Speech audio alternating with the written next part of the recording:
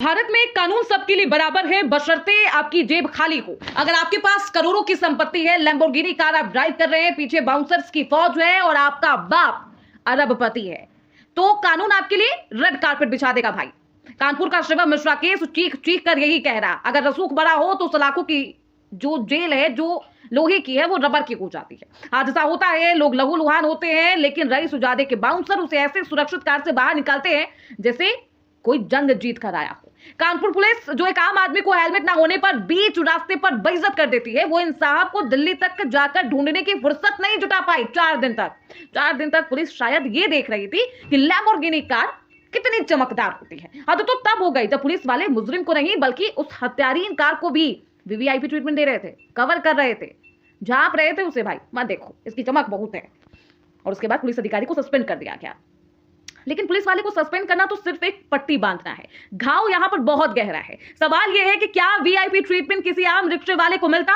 क्या उसे दिल्ली भागने का वक्त दिया जाता? नहीं, उसे वहीं लाठियों से तोड़ दिया जाता। लेकिन शिवम मिश्रा जैसे लोगों के लिए कानून होम डिलीवरी जैसा लगने लगा है कानपुर के इस हादसे के बाद।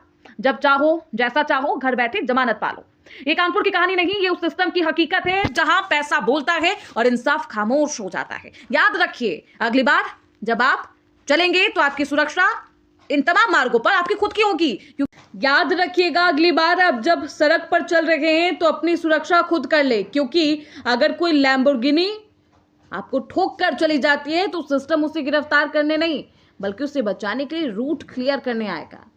गिरफ्तार किया जाता है उसे 4 दिन बाद और 4 घंटे में उसकी गिरफ्तारी हवा में, जमानत मिल जाती है उसे। जमानत 20,000 के मुचलके पर। आरोप बेहद गंभीर।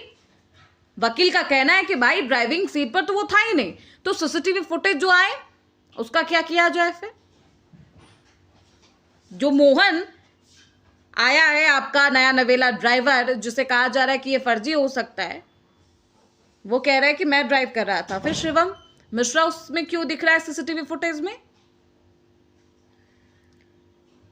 अगर आप पैसे वाले हैं तो आपको आराम से बचाया जा सकता है। क्या इस हादसे के बाद यही समझा जाए, यही सोचा जाए? सोचिए, सवाल किस पर उठाया जाए, सवाल किससे पूछा जाए? इन सब सवालों का जवाब आखिरकार कौन देगा? आपके सवालों का जवाब क्या आपकी जिंदगी की कोई कीमत नहीं?